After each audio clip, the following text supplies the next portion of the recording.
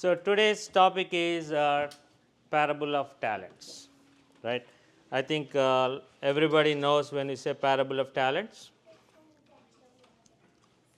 John 3:16 says, "For God so loved the world that he gave his only begotten Son. So whosoever believeth in him shall not perish." Wow, see, I mean, so glad to see almost 10 people, kids saying that. Wonderful. Now, the purpose of Lord Jesus Christ coming onto this earth was to bridge that gap, right? And so, if you look at it, God had a purpose.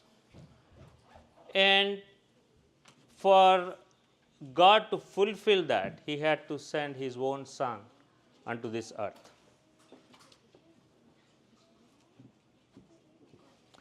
And as you know, Jesus has mentioned number of times during his ministry, I am here to fulfill ministry of my Father, to do the will of my Father, right? And that has been his goal.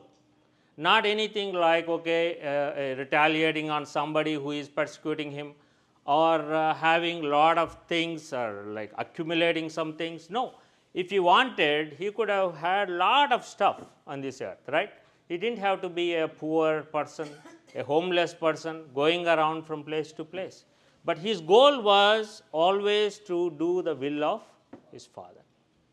So likewise, he wanted his disciples, everybody, to fulfill the will of his Father and extend the ministry that he is working, right?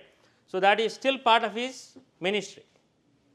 So Jesus Christ, while on this earth, he was here for 33 and a half years, and 3.5 years when he was in ministry, he chose some disciples. So he took them along. Wherever he went, he took them along. They lived with him. They saw how he behaves, how he interacts with the people. They saw the miracles. They saw him raise the dead. They saw a lot of things as they learned things from him, right? And now, towards the end of his ministry, now it is almost like 33 and a half, he sees that it is time for him to move on. So Jesus now brought all these disciples together in one place. And he is trying to tell them what to expect. This is what second coming is. This is how you prepare yourself. And this is what you need. You need to be vigilant. Wait. Right? And that is the context of our passage today. Right? So that's clear, right? It is in the bigger mission. That is the bigger picture. Now, continuation of that is Matthew chapter 24 and 25. What is that covered there? He is telling the disciples. In Matthew chapter 24, he covers what is second coming. What are the signs you should expect before second coming, right? You will see false teachings. You will see the famines. You will see wars. You will see natural disasters. He is giving signs, okay, this is what you should see to expect this is going to happen. But he also mentioned in that chapter 24 that you cannot predict when Son of God will be coming. That is uncertain. And so, to establish that and to further give them some way to understand that, he has chosen these small parables. Now, parable is a way God tells things, nice, simple things to remember, right? In those days, they didn't have all these Bibles, they didn't have all these cell phones. So, a nice story like that will stay in mind. Right? I remember in university, I had a roommate who was doing PhD on these remote folk stories. He used to go with a recorder to those old people and record them and then write them up. So that is how it is. Yesterday, my son called me and he said, "What are you doing, Dad?" I said, "I am preparing for Bible study." He said, "What is the topic?" I said, "It is parable of talents." "Oh, that is easy," he said. So the point I'm trying to make is, he remembered it. If I told him, "Hey, I'm going to preach on Matthew chapter 25, verse 14 to 30, I'm sure he might not have remembered it, right? But when I said parable, oh, that is easy. You can see a lot of examples around you. You can pick and go do that. And so that is how Jesus chose, because it can travel without the press, without the needed material around, right? So here, Matthew chapter 25 deals with the 3 parables. Okay? The first one is about 10 virgins. The second one is about the talents. The third one is where you would see how God separates sheep from goat. Now, the first one is telling, what he is conveying is, he is saying you need to be vigilant. You need to carry enough oil. So the oil represents the faith and the trust that they have in the Lord, right? And the second one is about talents. Talents is telling, okay, you are given all these resources and you need to use them and you need to multiply them, be profitable in my business. Because ultimately, see, Jesus' ministry is dependent on continuation of that ministry beyond that, right? After his death, who is supposed to take this forward? Peter and all these disciples that were there is supposed to take it forward. And that is why he is investing his time in that. Okay? So let us dive into our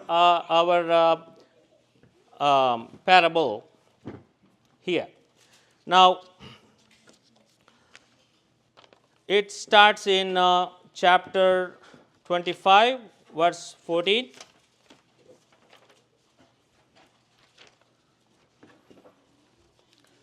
And you could see that there is okay.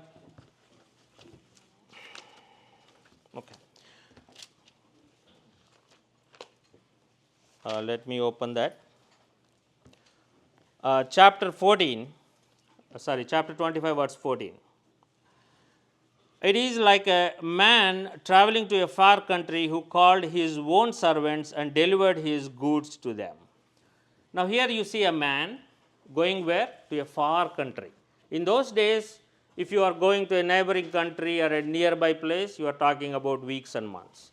If somebody is traveling far country, you are talking maybe months and years, right?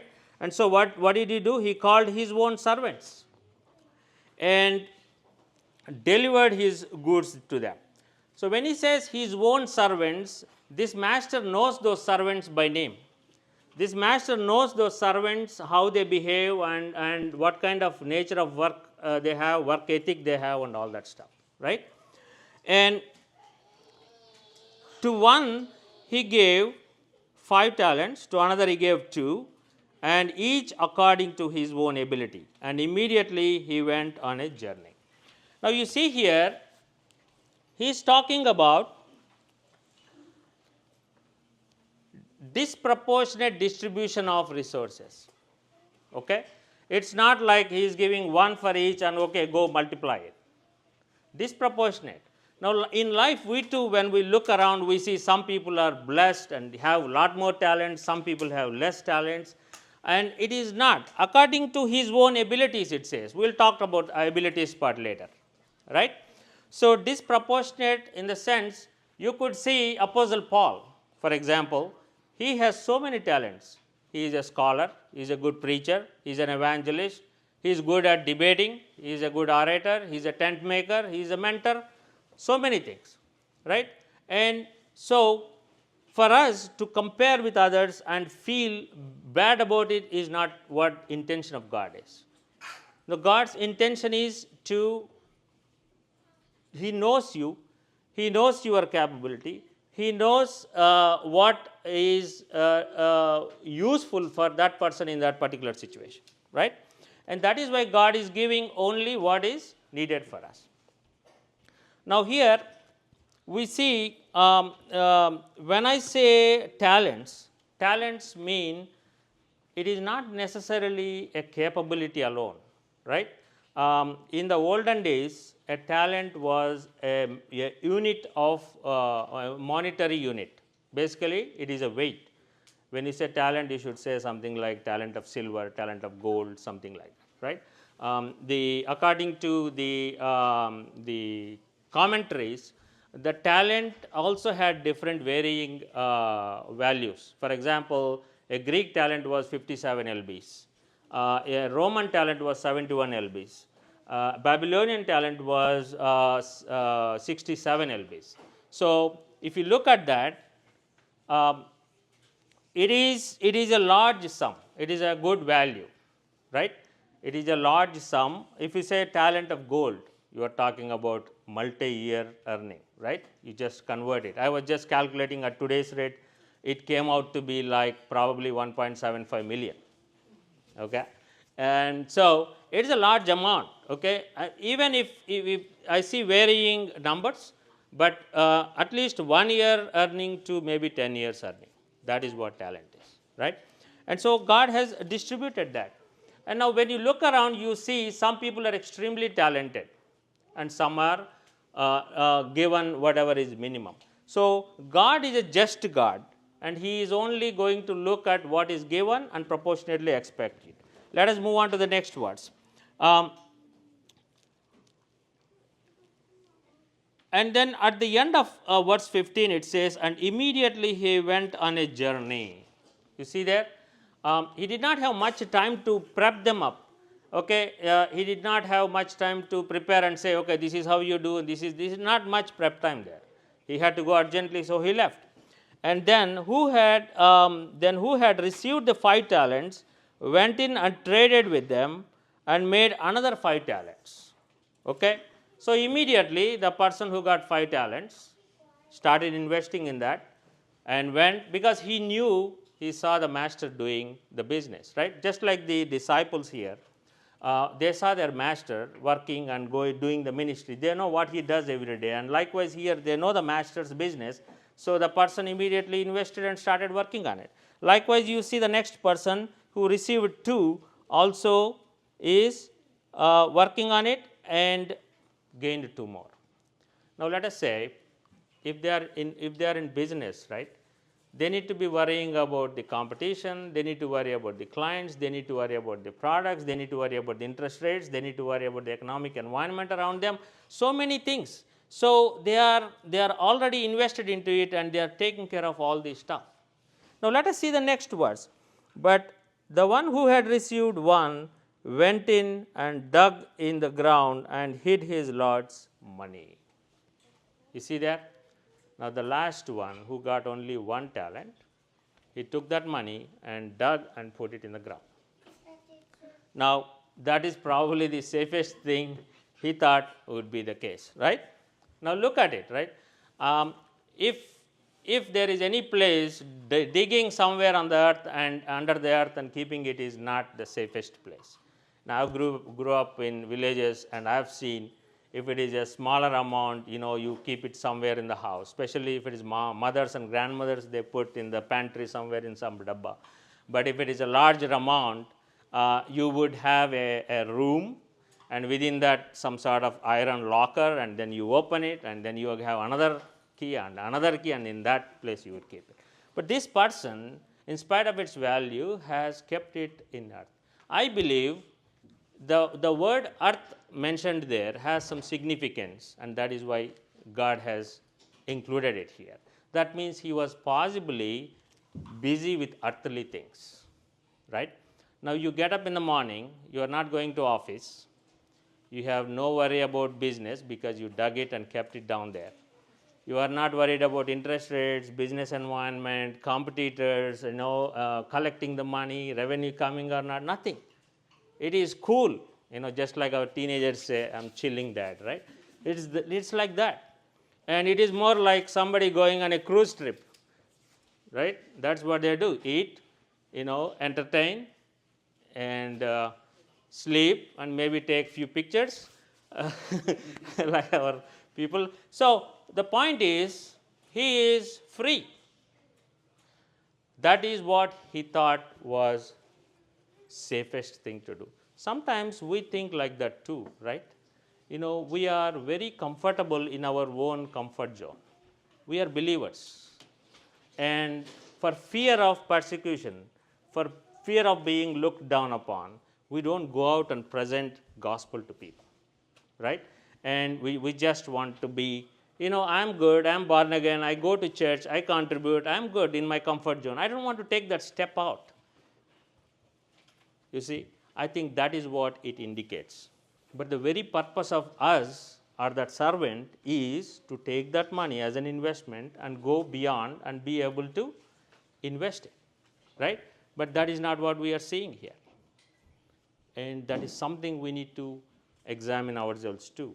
Because are we trying to contain ourselves within our comfort zone, or are we going out and taking the risk for the Lord, right? And if you look at it, sometimes maybe he genuinely believed that it is the safest thing, right? We also think, right, our plans, our thoughts are not higher than God's thoughts. There are according to the word, God's thoughts are higher than his. For example, you would think, now when Gideon went to war, there were 32,000 people that gathered to fight with Midianites. You know how many people were there in Midianites' army? 135,000, right? Now, if you think logically, right, there is no way a 32,001 is going to defeat 135,000. But then God said, no, that is too big. Bring it down to 300. And if you use human mind and think, oh, this is the right way to do it, that's not, right? And same thing, Apostle Paul, you see in Apostle Paul, when he was going in second mission trip, he goes to a place and he waits on the Lord. He wanted God's direction. Now, of course, he is doing ministry. He can go and preach anywhere because according to the commission, he can go anywhere and preach. But no, he waited on the Lord, right? He wanted to go to Asia Minor, but God said, no, you are not going there. You go to the Turkey, and he goes there. Because at the end, it proved out that he could cover more area effectively for God. So likewise, you see, and another example is Philip, right? Philip, according to Acts chapter 8, he was having a great crusade there. Number of people accepting the Lord, he is baptizing people, hundreds of them, and such a great ministry. And God gives him a message, you go in this south direction towards the road to desert, right? Now, if I was in that case, I would think, man, there are hundreds, thousands here, ministry is going great. Why is God asking me to go into desert road, right? So there he goes and he meets Ethiopian person. And because God's plans are different, maybe that Ethiopian person went and started a church in Ethiopia, and there is a bigger plan. So it is not our work that is important. It is you are carrying God's work, right? That is the key part here. And moving on, and you see there, after a long time, verse number 19, the Lord of those servants came and settled accounts with them. This is somewhat a scary thing, right? He came. You don't know when he is coming. He never published his time of coming, right? And so they had to be ready all the time. And second part is he settled accounts. You know what? That is scary part. Because one day he is going to settle our accounts too, right? Now, like I told you, talent is not necessarily something like a skill, right? This morning Sujay was telling he has talent of, okay, that I learned recently. I only thought he can dance and, do things. But talent here is a bundle of anything, your resources, your wealth, your ambitions, your plans, everything that God has given you, that is the talent put together. It is not necessarily, oh, so-and-so can do this, great. That is part of it. But one day when God comes, he is going to ask this question, okay, I gave you work from home for 5 days and you had so many hours extra. How many hours have you spent for God? Can that be asked? Yes, right? I gave you much more money than what you needed every month. How much have you spent? I gave you a huge house in Loudoun County. Have you opened it for the ministry? I'm just Being honest, is that very valid question? Okay, I put you on campus for 4 years. Have you taken at least one friend, student friend to church? That's a valid question. And I'm telling you, it is not like you have, oh, we are in the period of grace, we are in period of, love, and we always hear God is love, God is grace, because we are used to that. Okay, I'm good, fine. But this is not that phase where the personality of God is different. He is judge here. There is no room for anything else, right? Just think. Because the interfacing point here is only two things can take us there to judgment. One, either we pass away, we move on. The second one is God suddenly shows up. Right? And is there any guarantee that these two cannot happen today or tomorrow? No, right? So at this time, just think. God gave you, maybe you are born into a rich family. He is going to ask you. You are accountable. I put you in there. What did you do? Right? And just imagine, think when you have time, peacefully, all alone at home, think every privilege that God gave you. Maybe God gave you great memory power. God gave you a brilliant brain. You are skillful at something. Now, maybe you are a great doctor. Not everybody is expected to be on the streets and going and giving God's word, right? A doctor may be doing great work as a doctor. You don't expect him to go. A mother may be taking care of kids and may not do as much as an evangelist, right? That is why there is disproportionate talents here. But that part is a scary part, right? So, like it is said, we need to be vigilant. Prepare ourselves. Be ready all the time. Okay, whatever is lost, okay, somebody is 50 years old, somebody is 30 years old, somebody is 20 years old. But whatever is remaining, it doesn't matter. At least from today, we can start thinking on those terms, right? It is not easy, okay? We just imagine, right? I mean, according to Luke 9:23, right? If you want to be disciple of me, what do? You have to deny yourself, carry your cross, underline the next word, daily. That's it, right? And that daily means, just imagine how many of us, when we get up in the morning, think, okay, I need to do something for God today. Probably very, very, very few people, right? We are busy in what? Oh, I need to, find ways to make more money. I need to invest and buy some more houses. Or I need to find out what stock is doing well today. Your thinking very rarely hits the top priority that God is looking for, right? I'm telling you, every step I was preparing, I was guilty.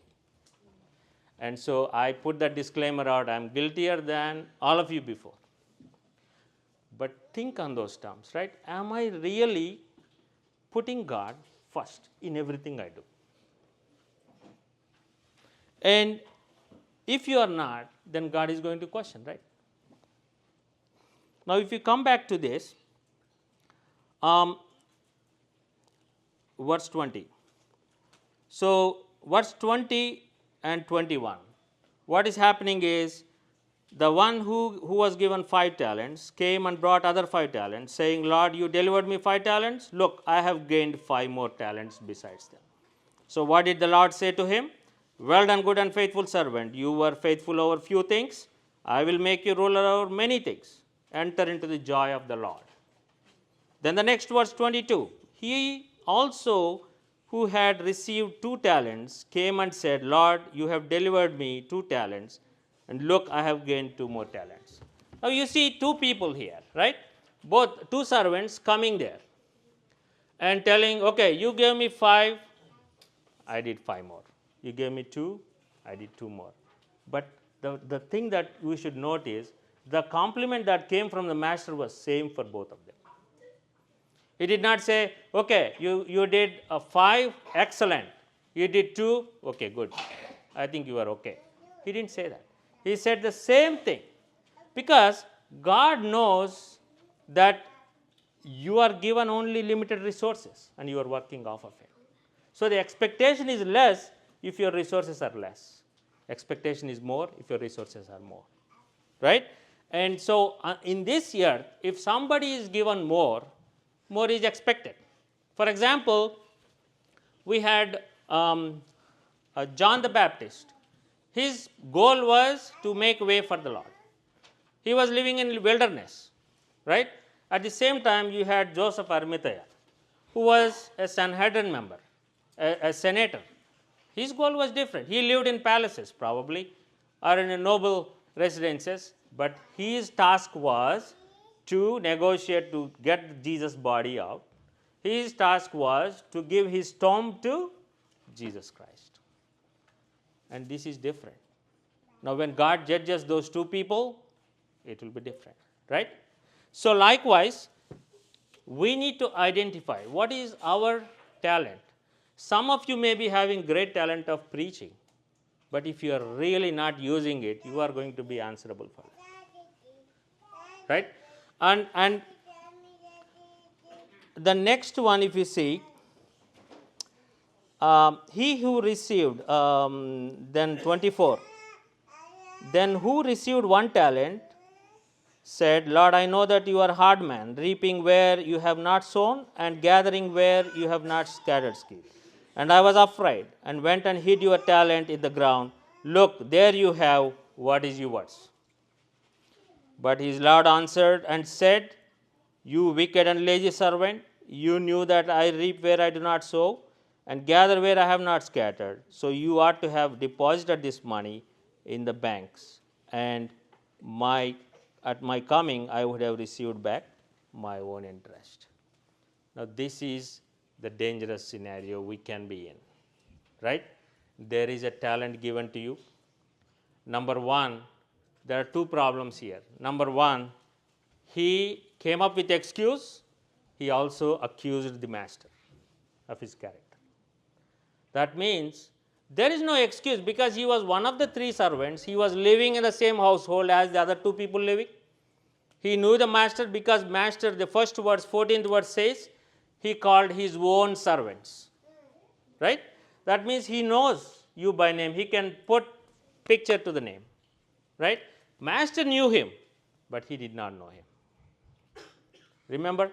And that means the grace, the love, the character of the real character of the master is not perceived by this individual.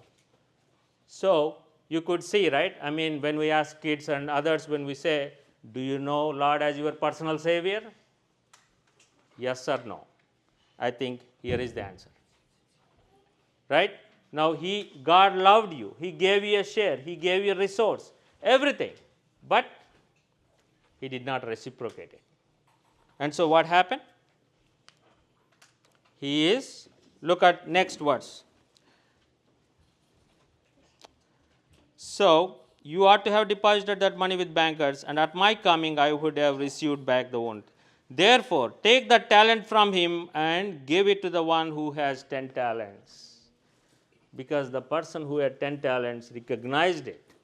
The person who had 10 talents remembered, aligned with the mindset of the master. He didn't need much.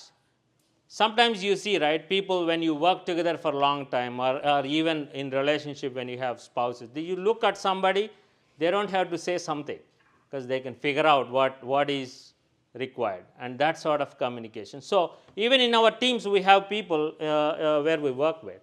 So sometimes you look at somebody and they realize it. You don't have to tell too much to them. For some people, you have to tell so many times, yet they don't get it. And that is the kind of scenario you see here. And even more, the other way of looking at it, he did not understand the grace of God, and it is also somewhat legalistic thought, right? Somebody who followed the law strictly. He doesn't believe in grace or love of God, right? And first of all, he did not realize the value of the talent. It is money. Money belongs not in earth but in the bank, right? And there is that danger too. You may be given a talent, but you don't recognize it. When you don't recognize it, you don't use it, and you may not nourish it, and so you lose that too. So what happened to him? He was thrown in darkness, right? And verse 30 it says, and cast that unprofitable servant into outer darkness. There will be weeping and gnashing of the teeth. Just think through that, right? We live our lives as if we are born to accomplish something. Accomplished not in the godly sense. Just think, out of 24 hours we have, just think, okay, what is our goal? And you see a lot of times kids playing Monopoly, right? They sit pretty intensely all around it and they say, pay me the rent. And you see that going around with the dice. They take it so seriously, right? And you being like 40-year-old or 50-year-old, you are sitting there and watching them. And do you play with the same intensity? No, because you know that money is false. Once that board is folded, that money is useless. Now think, the angels sitting in the heaven will be looking at us. We are running around trying to make things, gain profitably, and acquiring properties, acquiring money, all this stuff. And they must be laughing. When do these people realize that these are not important? Right? And that is exactly what this portion is reminding us. So our priorities are totally misplaced. Now, if there is a situation, in life we have relationships with family members, with friends, with our group of believers, all that relationships will be there, right? You have great relationships, but you also have relationship with God. Now, let us say you are at a point where you are transitioning from life to death. Just imagine this in your mind, that you are entering like a gate in an airport, okay? And somebody is there, like an angel, standing there, They will tell you, you have great relationships, you have love for money, you have love for people, you have all these things. But beyond this point, all those relationships cease. They are null and void. The only relationship that gets carried forward is your relationship with God. Just think how you feel at that point, right? You would think, I wish I had known this more, so I could have spent my time wisely, right? And that is exactly what this parable is preaching. You need to realize what is important, where I'm spending my time, and that is, and the third person, the third servant, also did not put effort to know the master, did not put effort to understand the task. So it is not like because you are servant of a master, you are automatically gaining entry into whatever joy that master has. You need to put in an effort there, right? And a lot of times, and especially we don't put effort to read. How do we know somebody? By trying to read, by trying to spend time, right? And if you are not spending time with God, if you are not reading, if you are not in fellowship with God, you are not going to know the business of the Lord, right? That is why, while you are young, before you get busy with life, while you have time on hand, read the Word of God. Read the Word of God over and over and over again. Even if you don't understand chapters. I heard Jack Poonen saying that he was born again at the age of 19 or something. He said he had good 9.5 years before he married. He said he read Bible like anything, and that is what helped him preach today well. He said even at the bus stops when everybody was just idly looking around, he had New Testament and read that. Right? So that is the intensity, because there is zeal to know the Lord. If you don't know the Lord, don't know the ways of the Lord, right? And that is important. And I also, there was a discussion about Dr. Siraj, who was in Vijayawada. He was a great mentor. He is known in the student ministry circles. And he used to tell, when he comes for Bible studies for us, read chapters and chapters. Every time you get, in Telugu, he used to say, chapter, lagincheyandi. You see that? The intensity is like that. I mean, there is a reason they say, because they did it, they understand it. When you do that, things are clear in your mind. And so that is what we are reminded here. Now, there is another similar passage like this in Luke chapter 19. Okay? In Luke chapter 19, verses 12 to 27, you see a similar kind of parable. Now, what you have here is, you have talents given in different proportions, like 5, 2, and 1. But if you go to Luke chapter 19, you will see talents given equally. Talents are given equally. One person, there are 10 servants, one person gets each 1 mina. Now, mina is of lesser value than talent, but it is the same concept. Okay? Now, the master goes, there it is the nobleman, is a king, he goes, he comes back. The person, the first servant comes, Lord, you gave me 1 mina, I made 10 minas additionally. So master says, good and faithful servant, you have been faithful in little things, you made 10 times, I am going to make you ruler over 10 cities. And then another person comes, I made 5. So king says, I will make you ruler over 5. Another person comes, I thought you are a hard man, so I hid it in the ground. You see? So, in our life too, same principle, same thing there too. But what I am trying to make a point here is, here you had variable talents. Here you have fixed resources. Something that is evenly distributed for everybody. One example for that is 24 hours in a day. Right? Everybody from President of the United States to some third world country, some person, has only 24 hours. Right? Now, how we use that 24 hours is up to us. Here, the reward was uniform for everybody, but here reward is a multiple reward. Right? So, you just compare, we will have a fixed component, we will also have a variable component. But at the end, what matters is, did you understand the business of your master? Why you are here? Right? And if you look at how that will come down to is a series of decisions you make in that 24 hours. Right? You could see somebody born again 10 years ago, 2 people, but after 10 years, their progression is entirely different based on how they used those 24 hours. Right? And also, when you look at it, right, one great example I can think of is William Carey. Right? You all know who is William Carey. He was missionary to India. And this person, he had one talent that was visible very early in his life, which is he loved for languages. He self-taught himself Latin, then he learned Greek, then he learned Italian, he learned Dutch and French. Okay? Then he went to India and he translated Ramayana into English. He translated 7 different languages, Bible in 7 different languages. Assamese, Oriya, Bengali, Punjabi, Hindi, Sanskrit, and there is one more I am missing. Okay? Just imagine.